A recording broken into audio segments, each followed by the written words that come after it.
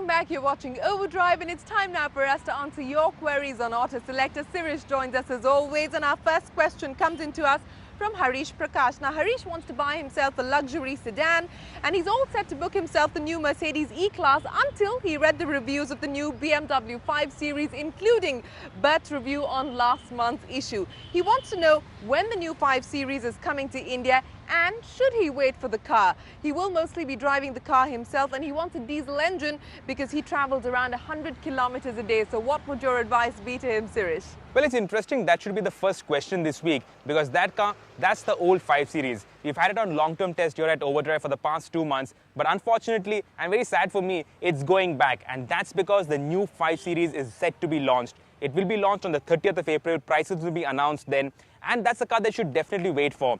Bert, after driving it in Portugal, had a lot of good things to say about the car.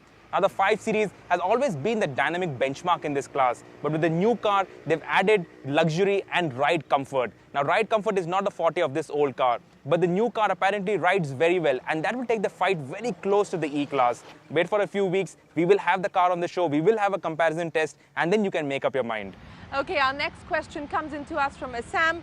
Sumit Singh writes in saying he recently saw the new Yamaha R15 limited edition in white and it was love at first sight for him. So he sold his 22-month-old R15 and went to book the white bike. But while he was there, he saw the Yamaha Phaser in lava red and it looked stunning. So now he's confused. He wants to know if the R15 is more technologically advanced than the Phaser because the Phaser looks so much beefier in comparison. What should he do? The Phaser or the Yamaha R15? Sirish, help him make up his mind. Well, I agree with you. The Phaser, it's a very nice looking bike in that lava red, even in the yellow. Stunning looking bike. But the R15, well, that's a bike to ride. If you like riding, if you enjoy riding fast, that bike really thrills you. And if you've been using an R15 for so many months, you wouldn't want to go to a Phaser because that is a step down. I suggest go for the R15. It really looks nice and you'll really enjoy riding the bike. Obviously, you know that. Don't go for the Phaser. Stick with the R15.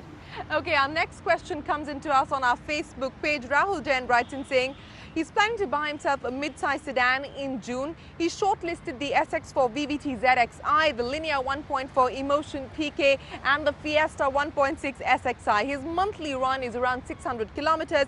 Please suggest to him what would be the best buy considering better handling, city comfort and ride quality.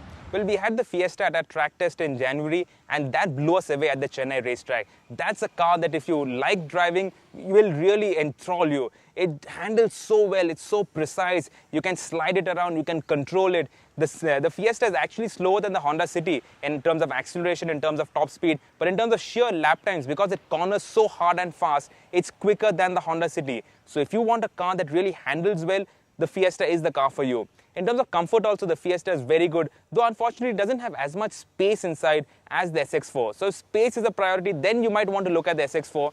And that car also handles quite well, but not in the league of the Fiesta. So all said and done, I think the Fiesta would make more sense for you. Well, our final question is also about sedans. Vineet Kaul writes in saying he's unable to decide between the Superb 1.8 TSI and the Passat 1.8 TSI. He would really appreciate if you can help him with some pointers to help him decide which one it should be. Sirish. Wow, now that's a difficult question. The Superb, it's got more space inside the car. It's more comfortable than the Passat. The Passat also is quite spacious, but it doesn't have as much space as the Superb. And the Superb is more than a lakh cheaper than the Passat. Same engine, almost the same equipment levels. So personally, I would go for the Superb. And in India, see, the Skoda name and the Volkswagen brand name, they're both on the same pedestal. They both have the same brand values. And they're both equally premium. So the Superb, it makes more sense if you ask me. I would enjoy that car to drive and to be driven around in more than the Passat.